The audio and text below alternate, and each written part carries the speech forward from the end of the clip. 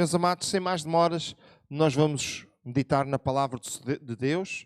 Nós estamos estudando a carta aos Hebreus e estamos neste momento num dos capítulos mais ricos da carta aos Hebreus, talvez do mais falado. Estamos no capítulo 11 da carta aos Hebreus e no último culto nós já estivemos falando e eu trouxe logo para começar um resumo de todo o capítulo 11 da carta aos Hebreus. Ele começa com o conceito da fé, o que é a fé, depois o poder da fé, a seguir dá 7 exemplos, é aí que nós vamos estar hoje. Depois ele faz um comentário a esses exemplos, a seguir ele traz mais 11 exemplos e depois ainda menciona mais uns nomes soltos para preparar uma conclusão e uma aplicação nos versículos 39 e 40. Nós vimos que esta palavra pela fé aparece repetida 20 vezes e surge sempre antes de um argumento. Tem um maior impacto por causa da repetição ou da forma cumulativa como se apresenta. Vimos que no versículo 2 nós encontramos pela fé os antigos obtiveram bom testemunho. E vimos que este versículo é como que a confirmação do primeiro, que dá a definição, e a fé é a consubstanciação das realidades celestes e também a prova delas. Os antigos demonstraram isso com as suas vidas. Depois vimos 2 visões da vida, uma visão imediata, humana. Olhámos para a vida limitada pelo tempo. Depois vimos uma visão da eternidade, da fé. Olhamos para a vida pelo prisma da eternidade. Quando nós olhamos para a vida do ponto de vista humano, nós não precisamos da fé. Nós já estamos a ver. É aquilo que nós vemos, que nós conhecemos. Mas quando nós falamos da vida numa dinâmica da eternidade, numa dimensão da eternidade, nós precisamos da fé, porque é algo que nós não estamos vendo. E nós precisamos de acreditar que existe sem nós podermos ver. Vimos que pela fé entendemos, falo aqui de um entendimento sensorial, o que advém da utilização dos nossos sentidos, da nossa experiência, e vimos também o entendimento espiritual que é transmitido pelo Espírito Santo mediante a fé. Depois estivemos falando acerca do poder da fé e aqui nós encontramos uma engrenagem que nos dá, que faz isto funcionar. Primeiro, a inexistência de matéria. Nós estamos habituados a mexer, não é? Depois, o que vemos foi feito por aquilo que nós não vemos. E por último, a energia criativa da palavra de Deus. É muito fácil, eu vejo muitas pessoas a discutir sobre a criação e eu tenho sempre uma pergunta. Mesmo aqueles que dizem que Deus não criou nada, dizem, mas aconteceu isto e isso é que deu origem ao mundo. Eu digo, e antes disso, o que é que havia? E o que é que deu origem a isso? Foi uma explosão. Muito bem, onde é que estava a faísca? Foi... E sabe uma coisa? E há sempre uma resposta que fica por dar. Porque nós estamos à procura de alguma coisa de matéria. Mas nós precisamos ir antes da matéria. E antes da matéria existia o poder de Deus, que pela sua palavra criou quando nada existia. Pelo seu poder, pela sua força. E meus amados, nós precisamos mesmo de usar a nossa fé para crermos nisto. A fé no contexto da criação. O Criador existe antes da criação, é eterno, nada o criou, mas Ele deu origem a todas as coisas. Lá em João, diz acerca de Jesus que todas as coisas foram feitas por Ele e sem Ele, nada do que foi feito se fez. Ele é a origem de todas as coisas. Gostava de convidar-vos a ler comigo, agora em Hebreus, no capítulo 11, a partir do versículo 4. Irei projetar o texto para ser mais fácil acompanharem a tradução que eu trouxe, hoje a Corrigida e Fiel. E diz assim a palavra do Senhor a partir do verso 4 do capítulo 11. Pela fé Abel ofereceu a Deus maior sacrifício do que Caim, pelo qual alcançou testemunho de que era justo, dando Deus testemunho dos seus dons, e por ela, depois de morto, ainda fala. Pela fé Enoque foi trasladado para não ver a morte, e não foi achado, porque Deus o trasladara, visto como antes da sua trasladação alcançou testemunho de que agradara a Deus. Ora, sem fé é impossível agradar-lhe, porque é necessário que aquele que se aproxima de Deus creia que Ele existe e que é galardoador dos que o buscam. Pela fé Noé, divinamente avisado das coisas que ainda não se viam, temeu e para a salvação da sua família preparou a arca, pela qual condenou o mundo e foi feito herdeiro da justiça, que é a segunda fé. Obrigado, irmão Costa. Pela fé Abraão, sendo chamado, obedeceu, indo para um lugar que havia de receber por herança, e saiu, sem saber para onde ia.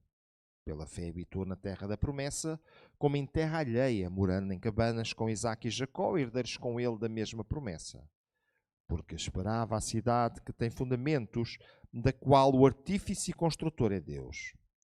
Pela fé, também a mesma Sara recebeu a virtude de conceber e deu à luz já fora da idade, porquanto teve por fiel aquele que lhe tinha prometido. Voltemos, por favor, ao resumo. E hoje nós estaremos olhando para esta parte aqui dos 7 exemplos. Iremos ver alguns desses exemplos. E, meus amados irmãos, o primeiro é Abel. Abel é apresentado como aquele que fez a maior oferta. O segundo exemplo é Enoque. E Enoque é apresentado como aquele que foi trasladado. Não me perguntem como é que é isto, porque esta é uma realidade que nós não conhecemos. O terceiro é Noé, e Noé é apresentado como aquele que aceitou a mensagem de Deus. Aceitou a mensagem de Deus. O quarto é Abraão. Abraão é aquele que avançou para o desconhecido. Foi paciente. E deixem-me dizer-vos nesta manhã, ou melhor, nesta noite, nós precisamos desta paciência. Olha, vai lá para o sítio que tu ainda sabes onde é. Olha, vou-te dar uma terra, mas agora ficas aqui a viver em tendas. E por último temos a Sara, e são estes 4 exemplos que iremos ver nesta noite, que creu no impossível. Comecemos por Abel. Abel ofereceu. Será que nós gostamos de oferecer alguma coisa? De oferecer alguma coisa a Deus? Quantos gostam de oferecer alguma coisa a Deus? Posso ver os vossos braços? E o que é que nós temos para lhe oferecer? Quando queremos oferecer algo a Deus, nós necessitamos de fé. Se você me quiser oferecer alguma coisa, você chega ao pé de mim, dá-me alguma coisa, eu estendo a minha mão, pego e digo obrigado. Você não vai ver a mão de Deus, nem ouvir o obrigado. Mas isso não quer dizer que não está lá a mão, e quer dizer que o obrigado é muito melhor do que qualquer um que eu possa dar. Mas você não vê. Então, se nós queremos oferecer algo a Deus, em primeiro lugar, nós precisamos de fé. Em segundo lugar, nós precisamos de perceber que para oferecermos alguma coisa a Deus, eu coloquei ali uma coisa que é feia, mas é necessária. Precisamos de sacrifício cruento. Por outras palavras, precisamos de sangue.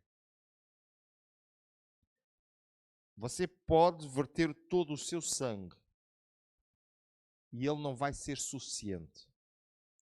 Por isso, quando nós fazemos alguma coisa que queremos dar a Deus, devemos de fazer através do sangue que foi vertido e que é suficiente.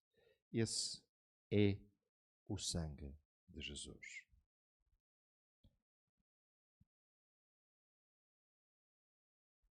Em Mateus capítulo 23,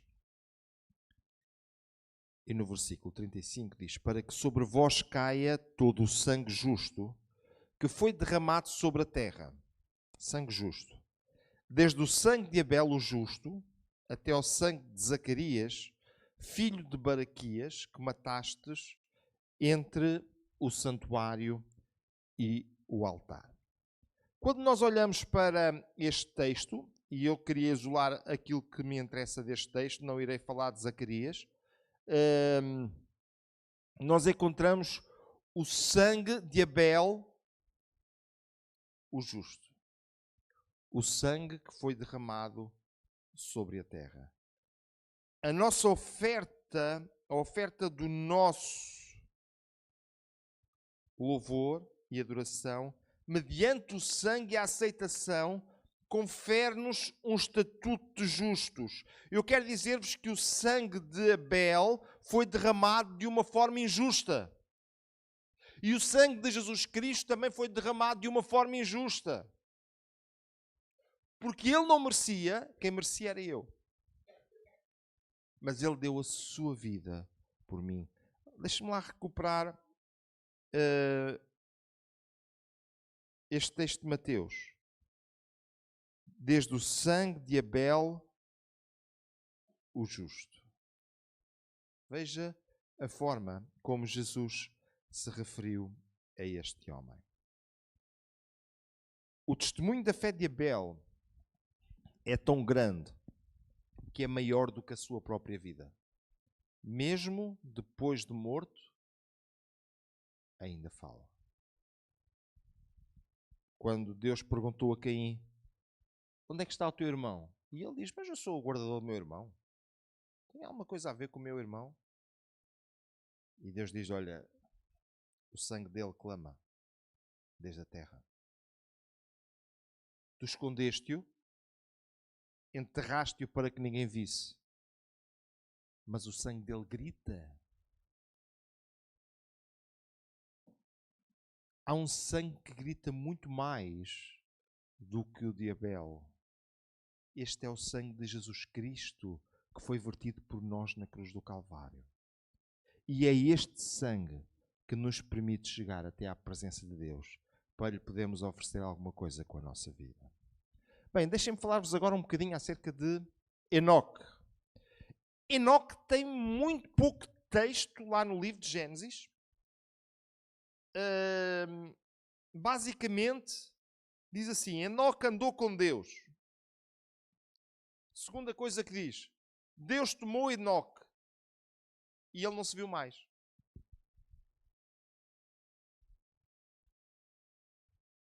Enoque andou com Deus. Olha, esta expressão é usada para dois personagens, Enoque e Noé.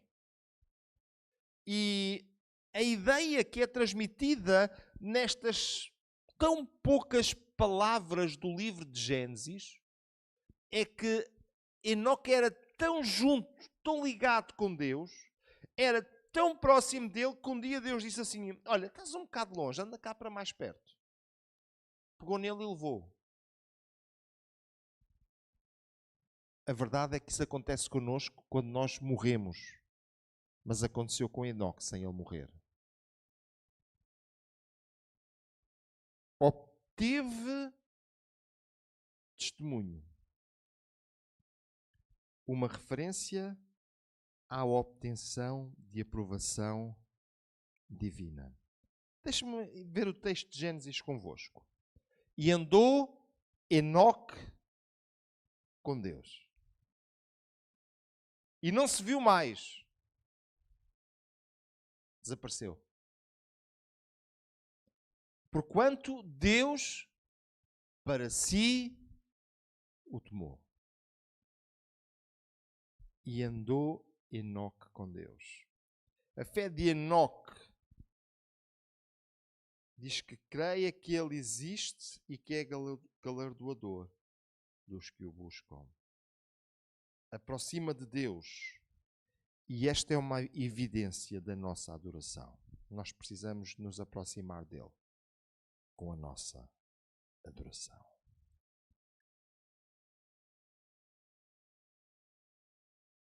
Deixem-me falar-vos um bocadinho acerca de Noé. Ao contrário de Enoque, Noé já é uma figura muito conhecida, muito falada. Eu nunca me apercebi que houvesse algum filme sobre Enoque. Mas se você for à procura de um filme sobre Noé, vai ser difícil a escolher.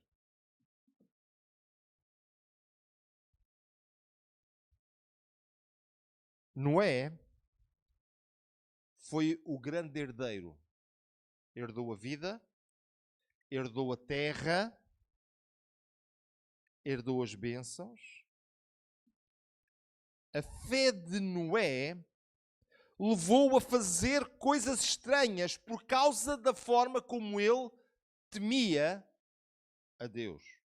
Eu não sei se nós conseguimos imaginar aquilo que Noé fez, mas Noé foi lá para o largo da cidade onde ele vivia e num sítio onde não havia água ele decidiu construir um barco. Se fosse hoje perguntavam, porquê é que ele não construiu isso no estaleiro lá ao pé da água? Noé começou a dizer às pessoas, olha, vai vir aí tanta água, a inundação vai ser tão grande, que isto vai ficar tudo submerso. Só que ele disse isto numa altura em que nunca tinha chovido antes sobre a terra. A Bíblia diz que a terra era regada através de um vapor que subia. As primeiras chuvas foram com o dilúvio. E agora Noé diz, olha, vai vir muita água. E sabe o que é que as pessoas faziam? Riam-se dele. Noé teve toda a ementa necessária para desistir.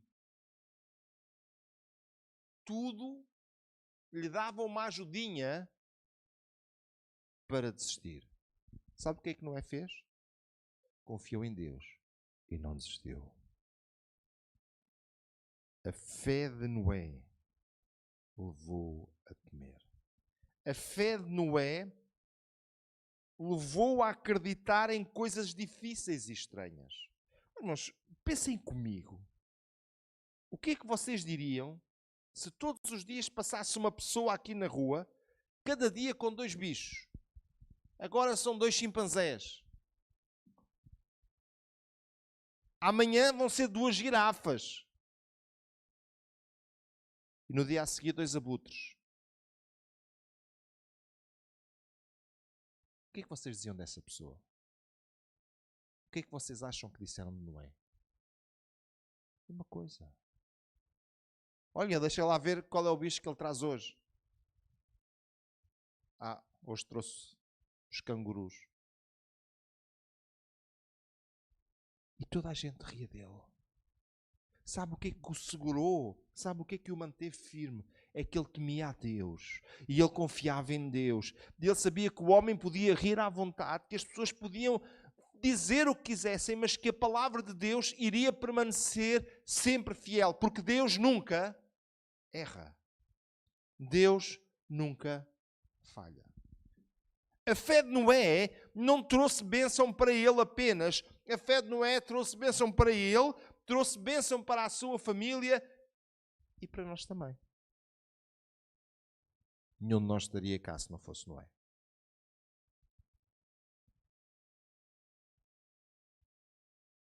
Noé percebeu o aviso de Deus. Quantas vezes Deus fala à nossa vida e ao nosso coração e nós não percebemos nada? Até ouvimos, Mas parece que no nosso entendimento existe zero. Meu amado irmão, prezada irmã, você precisa de entender, de compreender aquilo que Deus quer falar à nossa vida. Sabe o que é que Deus queria falar à vida de Noé? Deus queria dizer, vou fazer de ti alguém especial. E sabe o que é que os outros disseram o tempo todo até que veio o dilúvio? Noé é alguém estranho. Mas quando chegou o dia, eles morreram todos na água. E Noé permaneceu. Quando chegar o dia, não vai faltar gente a ser condenada ao inferno. Mas prover a Deus que nós possamos estar na sua presença, por mais estranhos que nos possam achar. Noé percebeu o aviso de Deus. Herdou a vida, herdou a terra, porque percebeu o aviso de Deus. Há muita gente no inferno apenas porque não percebeu o aviso de Deus. Jesus foi muito claro. E como foi nos dias de Noé, assim será também quando vier o Filho do Homem. Amados irmãos, que o Senhor nos ajude e nos abençoe. Nós possamos estar despertos, com o nosso olhar atento naquilo que Jesus quer. E que possamos compreender verdadeiramente aquilo que Ele quer para as nossas vidas. Noé foi feito o herdeiro da justiça. E só herda quem tem proximidade. Pode morrer a pessoa mais rica do mundo, mas só os próximos é que são herdeiros. Os filhos, a esposa, o marido, eles é que são os herdeiros. E sabe uma coisa? Noé tornou-se tão próximo de Deus que foi herdeiro. Que o Senhor nos ajude. E que nós possamos viver tão próximos do nosso Deus, que possamos ser feitos herdeiros. Amém. Olha, meu amado irmão, deixem-me falar agora de uma outra, ou de um outro personagem. Abraão. Abraão é uma pessoa muito conhecida. Também, se quiserem procurar alguma coisa sobre a vida de Abraão, o difícil também vai ser escolher, porque vai aparecer muita coisa sobre a vida de Abraão. Abraão foi quem recebeu grande parte das promessas. Mas sabe uma coisa? Abraão não as recebeu em vida. Estranho o que eu estou a dizer? Um pouco. Deus disse a Abraão, eu vou-te dar uma terra. A terra onde ele viveu era dos cananeus. Quando ele quis sepultar a mulher, teve que andar lá quase a pedir por favor para lhe venderem um espaço. Abraão tinha a promessa de que a sua descendência iria ser como a areia, como as estrelas do céu. Já era velhote e andava a ver como é que ia ter um filho. Um só.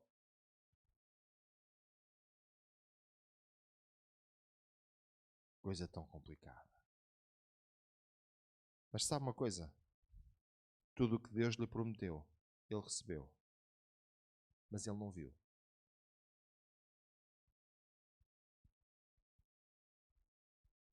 O que é que Abraão fez? A primeira coisa que Abraão fez foi, ele tinha muita coisa e prescindiu de tudo o que tinha para receber aquilo que Deus lhe estava a prometer. Abraão, ele era de uma terra chamada Ur dos Caldeus, e Ur dos Caldeus era o Dubai daquela altura. A terra próspera. E sabe uma coisa? Deus disse-lhe, deixa a tua terra, sai do meio da tua família e vai para um lugar que eu te vou mostrar. Avançou para o desconhecido, deixou uma vida sedentarizada para se dedicar a uma vida nómada, vivendo em terra, em tendas, porque os seus olhos estavam colocados em Deus e na sua cidade. Sabe uma coisa? Às vezes, aquilo que nós temos e o conforto daquilo que nós temos tira-nos a possibilidade de alcançar aquilo que Deus quer que nós tenhamos. Se Abraão tivesse ficado em Ur dos Caldeus, ele nunca teria passado daquilo. Mas sabe uma coisa? Ele deixou, ele saiu e ele foi para onde Deus lhe estava mostrando. Meus amados irmãos e irmãs, nós necessitamos verdadeiramente de sair de onde estamos para seguirmos a rota na direção daquilo que Deus tem para cada um de nós. O conforto, muitas e muitas vezes, é inimigo de alcançarmos aquilo que Deus tem verdadeiramente para nós, porque eu estou confortável. O desconhecido torna-se numa barreira, porque dizemos, eu isto conheço, não vou para o que não conheço. Vocês gostam do desconhecido? Não. Quem é que aqui gosta do desconhecido? Pessoas que gostam do desconhecido. Muito bem. Sabe uma coisa? A maior parte de nós, e quando eu digo nós porque estou-me a incluir, ficamos logo com a nossa cabeça a fazer não sei quantos cálculos. Ainda não fizemos nada e já estamos cansados só de fazer suposições e cálculos e projeções e outros zões. Sabem porquê? Porque é aquilo que nós desconhecemos. Deixem-me dizer-vos nesta noite, quando nós avançamos na direção de Deus, até o desconhecido é seguro. Porque, na verdade, aquilo que nós julgamos conhecer, muitas vezes torna-se desconhecido para nós. O conforto daquilo que aparentemente nós dominamos, de repente há uma reviravolta e tudo se torna desconhecido. Que o Senhor nos ajude e nos abençoe. E que nós possamos confiar em Deus e avançar na sua direção. Os seus olhos viram muito mais para além do que aquilo que se poderia ver. Os seus olhos carnais podiam ver um bocadinho, mas os seus olhos da fé levaram-no a ver muito mais longe. Ele saiu sem saber para onde ia, mas ele saiu sabendo que Deus o estava enviando e por isso ele foi. Meus amados irmãos, não é muito importante nós sabermos para onde vamos, é mais importante nós sabermos para onde é que Deus nos está a mandar ir. Não é importante qual é o sítio, importante é que seja o sítio de Deus. Amém. Pela fé, Abraão não apenas avançou para o desconhecido, mas ele também habitou. Habitou como em terra alheia. Habitou em tendas. Na confiança que aquela terra seria sua. Não desistiu. Habitou na terra que Deus prometeu, confiante que seria para ele. Meus amados, como é isto da terra alheia?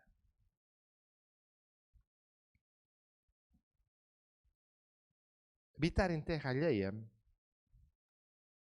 é estar num sítio que não lhe pertence. É estar num sítio que não é seu. Nós temos necessidade de pertencer a algum lugar, a algum sítio. Temos esta necessidade de pertença. E agora Abraão Está naquele lugar e aquilo que ele tinha como certo é: eu não pertenço aqui. Mas Deus mandou-me para aqui. Eu não pertenço aqui, mas este lugar vai ser meu. Deus mandou-me para aqui, Ele vai tratar do assunto. E sabe uma coisa? Deus tratou mesmo, até o dia de hoje. Mas Abraão não viu. Mas ele creu. Deixem-me falar-vos ainda do último exemplo. E o último exemplo é Sara. Quantas mães temos aqui? Mães.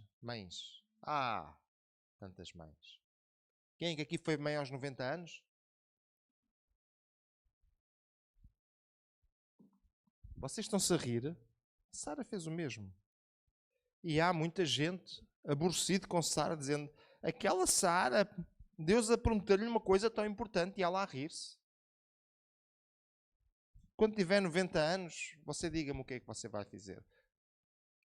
Ainda nem metade, algumas de vocês têm e começaram a sorrir.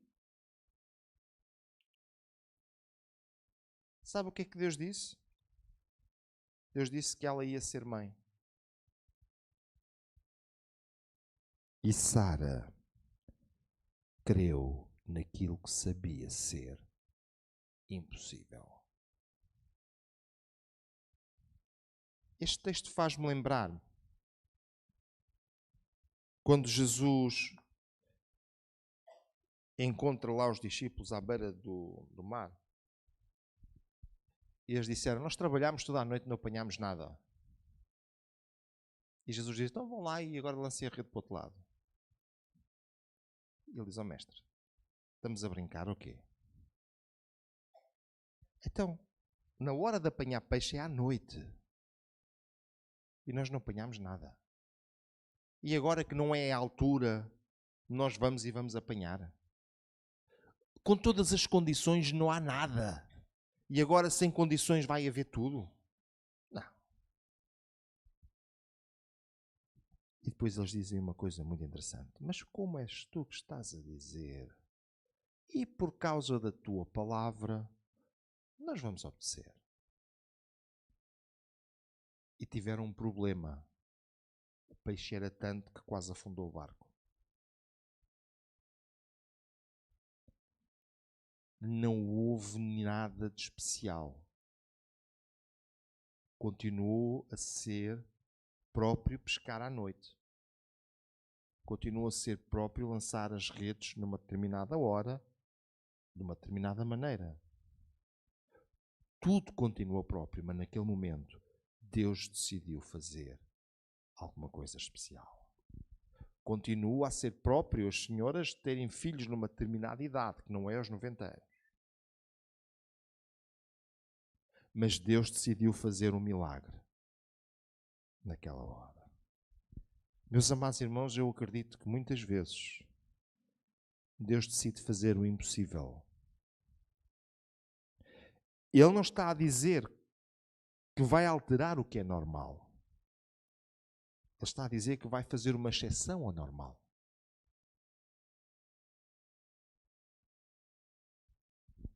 Ele está a dizer que para cumprir a sua palavra, ele não necessita que tudo esteja dentro dos padrões daquilo que é normal. Ele está a dizer que para cumprir a sua palavra, ele não precisa de nada, porque ele dá uma ordem. E mesmo sem ser normal, mesmo sem estarem reunidas as condições, ele traz as condições para que as coisas aconteçam. Creu com base em quem prometeu. Amados irmãos, não é importante o que é prometido. É importante quem promete. Quando Deus promete, tudo se irá cumprir. E por último, ela primeiro riu, depois creu e por fim recebeu. Sabe o que é que isto quer dizer? Muitas vezes nós olhamos para aquilo que Deus nos está a dizer e dizemos isto não faz sentido. Dá para rir. Muitas vezes nós olhamos para aquilo que Deus quer de nós e dizemos, eu! Sabe o que é que Moisés disse? Oh Senhor, eu até sou gago. Tens aí tanta gente eloquente. E vais logo à procura de um gago.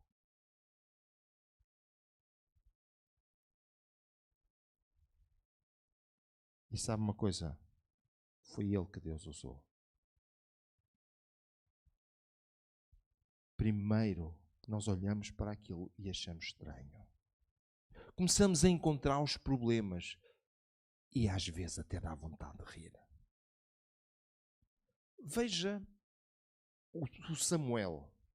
O Samuel tinha ungido Saul e Saul era um rei tão vistoso que diz que os seus ombros eram mais altos do que a maioria das cabeças.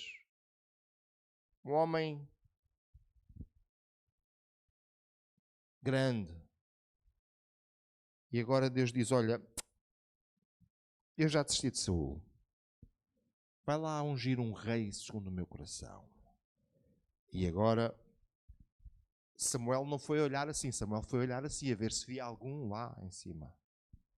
Vêm os irmãos todos de Davi e Deus diz, não é nenhum desses.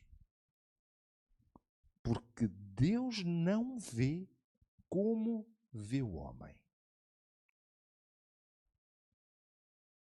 E ele pergunta a Jessé, então, mas não tens mais nenhum filho? Deus disse-me para vir aqui.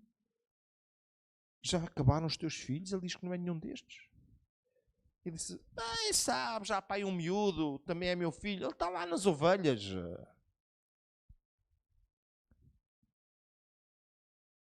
E Samuel disse, até eu quero ver o miúdo.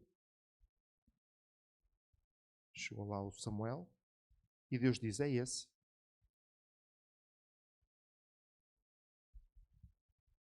Aquilo deve ter sido um choque. A Bíblia usa uma expressão, diz que ele era de gentil aspecto. Como é que um gentil aspecto vai ser o homem para sair à guerra? Que respeito é que ele vai meter? Mas Deus não vê como vê o homem. Amados irmãos, eu não sei, mas se calhar Jessé riu. Quando ele aparece lá junto do exército, por causa de levar mantimentos e de trazer notícias a Jessé, gozaram com ele. Olha, estás aqui a fazer? Vai-te embora. E de repente tu vai-te embora. Ele disse, eu vou-me embora, mas é para a montanha lutar com Golias que vocês não são capazes. Mas quem é que foi lutar com Golias? O miúdo. Com gentil aspecto, mas escolhido por Deus. Sabe o que é que o Golias disse? Tu vês a mim como se eu fosse um cão. Achas que eu sou um cão? Tu nem sequer estás à altura. Até é uma desonra eu ter que lutar contigo. E desonradamente o Golias morreu. Amados irmãos, prezadas irmãs, Deus não vê como vê o homem. E por vezes, quando Ele tem alguma coisa, nós olhamos, percebemos, e a única coisa que nos dá vontade é de rir. Diz, não faz sentido. Mas sabem uma coisa? Nós precisamos de crer. Porque aquilo que não faz sentido, Deus torna real quando é o seu propósito. Que o Senhor possa abençoar os meus amados irmãos e irmãs e que nós possamos guardar estes exemplos de fé. No próximo estudo nós iremos olhar um bocadinho para um comentário feito a estes exemplos, porque o escritor o escritor faz questão de apresentar um comentário a estes exemplos, e nós precisamos de olhar verdadeiramente para eles a partir do versículo 12 até ao versículo 16, que, querendo Deus, estudaremos no próximo estudo bíblico. Amados, não